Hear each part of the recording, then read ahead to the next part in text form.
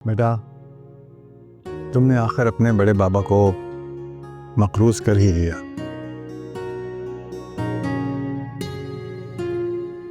अल्लाह ना करे बड़े पापा। बेटा,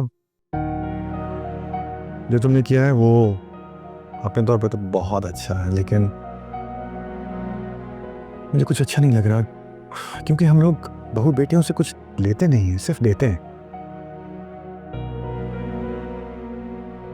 कारोबारी बोझ तो उतर गया, लेकिन दिल पर बोझ बढ़ गया है।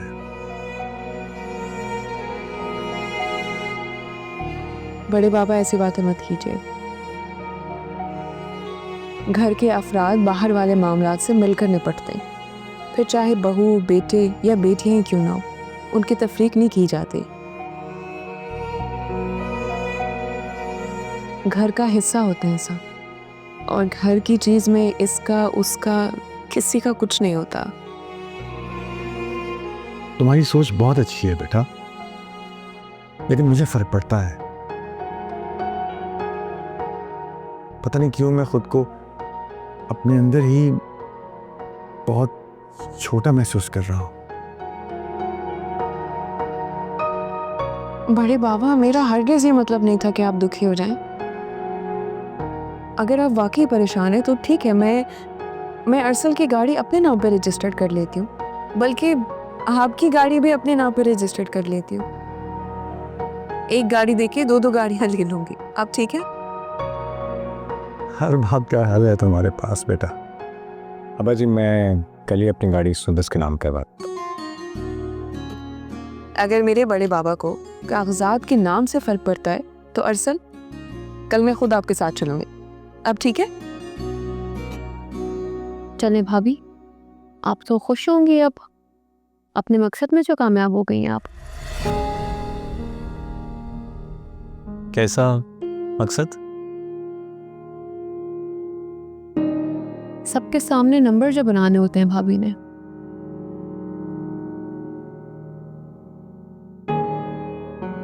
हाँ तो नाज़ो, तुम बढ़ा लेती। प्रॉपर्टी, गाड़ियां, गोल्ड क्या नहीं है तुम्हारे पास? तुम बढ़ा लेती। राहिम, इनफ बस। नाजो, राहिम, क्या हो गया तुम्हें? क्या बचपन है ये? सुंदस का एहसार, उसकी मोहब्बत दोनों ही अहम है। मरियम कहाँ है? वो नजर नहीं आ रही। अब्बा जी, वो उसको उसके भाई के घर भेजा है मैंने कुछ दिनों के लिए। अच्छा किया तुमने उमर, बहुत अच्छा किया। अब्बा जी, राहिम ने जो कुछ कहा है आपने सुनकर टाल दी। नाज़ो, अगर तुम्हें लग रहा है कि राहिम ने कुछ गलत कहा है तो गलत तुमने भी कहा है।